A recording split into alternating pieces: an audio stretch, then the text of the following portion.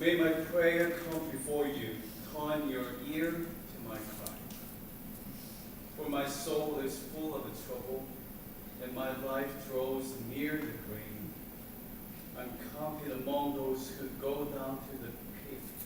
I'm like a man without strength.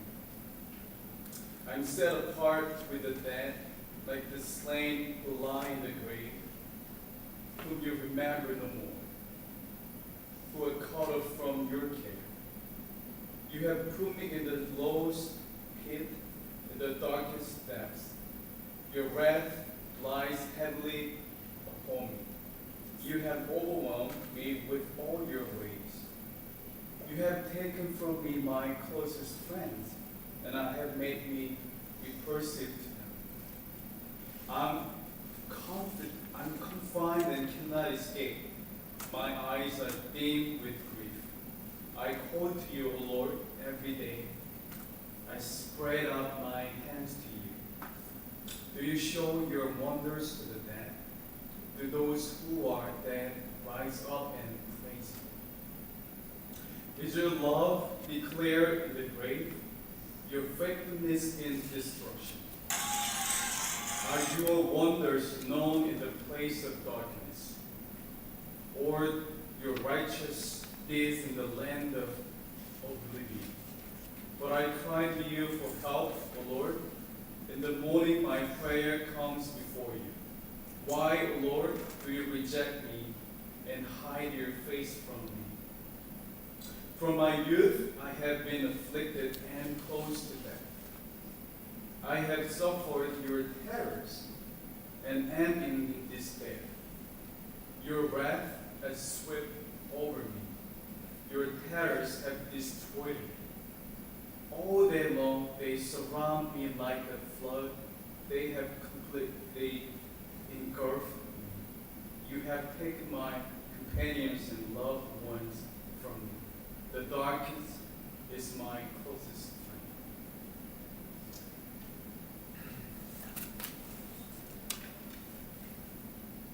Psalm 88 is an uncommon prayer because unlike other prayers of lamentation, there are no confession of trust and no vows or expression of praise.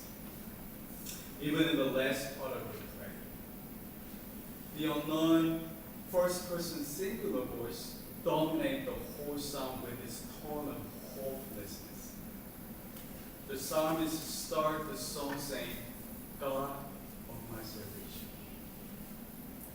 This is a pitiful confession because although the psalmist called God as the one who saves, it seems that the prayer does not narrate salvation.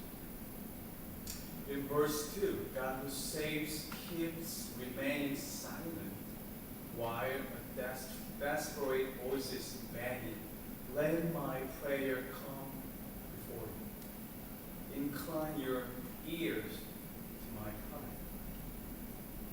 The psalmist is quoting with pain, saying, my soul is full of trouble, and I am like those who have no help. In addition, the prayer takes us down to the deeper and darker level of space and time. The powerful images of death overshadow the psalm. In verse 3, my life draws near to pain. In Hebrew, actually, it means Sheol. And I'm counted among those who go down to the pit. The following verses continue to say, I'm like those who forsaken among the dead, like the slain that lie in the grave, like those whom you remember no more. The psalmist speaks from the place of death. In Israel, a principal source of an imagination about the state of the dead was the grave, and the realm of the dead was thought of as an extension of the grave. Its names are expressed as Sheol, the pit, and Abaddon. The Bible gives us a few details about Sheol, but clearly, according to this psalm, It is a dark and deep place as written in verse 6.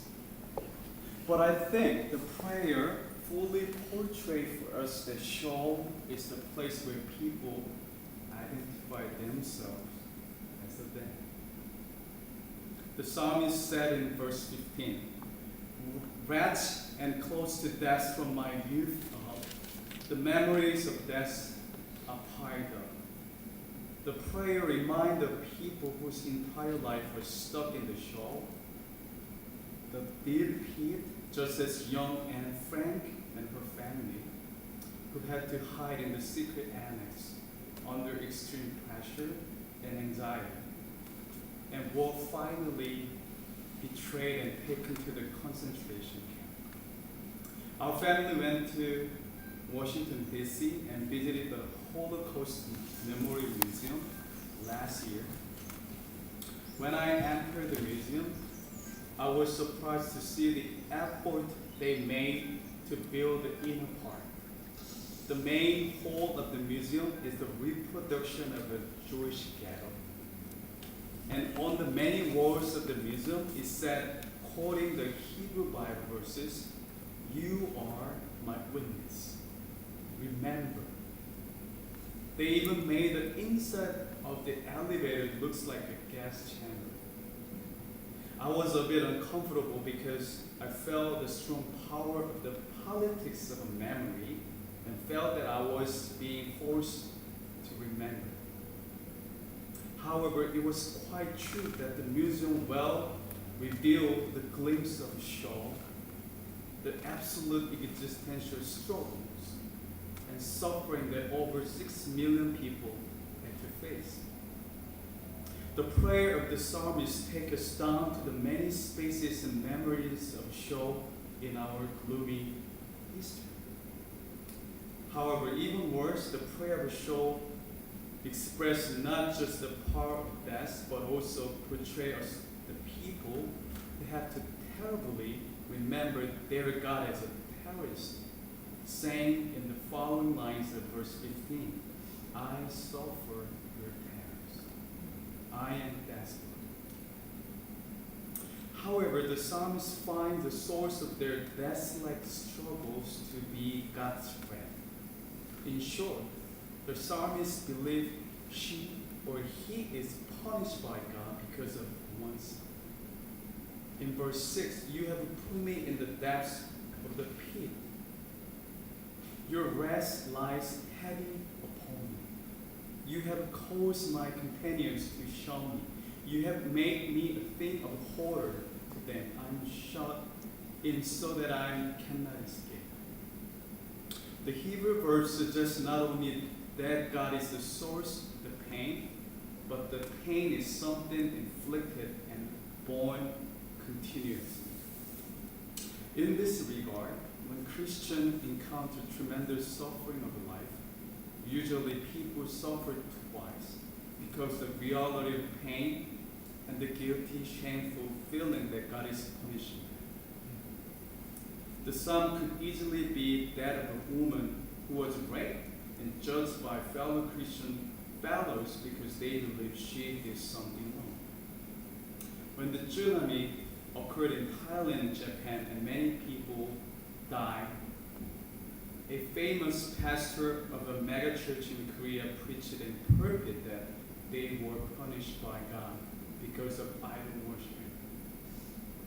There are still many Christians who believe the poor are economically marginalized due to their laziness. In this respect, Psalm 88 reveals the cries of victims in the deep Sheol. This is such a sad and harsh reality of our society. More importantly, in a larger sense, this is not just about their stories. We all experience unexpected struggle and feel that we are also forgotten and not remembered in our own deep Sheol. Then, what will be our hope in this situation? How can we experience God's salvation? What will be our gospel for the people who are living like a zombie? On April 16, 2014, in the middle of a Passion Week, another tragedy that shouldn't occur happened in Korea. A ferry Sewol with 476 passengers on board sunk into the deep sea on its way to Jeju Island. 174 people were rescued and over 300 people could not come back. Among those who were in the ferry, 325 people were teenagers who were on their school trip, and only 75 students were able to come back alive. Korean government's inability to respond to the catastrophe aroused many people's anger, sadness, and frustration. Parents who lost their children are living like dead people. They still don't know why their children had to die. Those living dead are getting forgotten. Many pastors silenced, and those who spoke about the calamity mostly failed to fully portray compassionate power. Rather, they said there are hidden will of God in the suffering. Be silent. Does it mean that God was the source of pain and suffering? However, in the midst of rage and grief, I was able to feel full of cosmic and universal energy from the community, hand in hand and heart to heart, from fellow students and faculty members with spirituality, with compassion, made solidarity, and prayed for the victims. Even a Korean poetry was recited as a compassionate power, and even Dr. Atkins wrote a poem. Let me read it out for you. The title was Tiger Jesus. Gentle Jesus, meek and mild, soft and deep, rule to sleep, live to keep, free a child, a child, a child. Tiger Jesus, fierce and wild, snarl and owl, stalk and claw, defeat, devour any who betray your child. Her poem became a vessel to remember those who were forgotten in the show, just like the diary of Anne Frank. I don't know how we can depend on God in the midst of a human suffering. But there is one thing I believe. God is not a source of suffering. We are not forgotten by God. This is not just because I believe God is in control, but this is because I believe God suffers with you and me, even in the midst of our inexplicable pain and suffering. Even in our show, I believe God is right there with us and suffers with us. Now, who is responsible for remembering people who are forgotten around us? Is it only up to God? If you and I meet someone who prayed this prayer in the deep pit, my intention for them is to say, it's not your fault. You are not forgotten. God is right here with you and suffers with you. You don't even to cry out to me with a loud voice to listen to your struggle. I will remember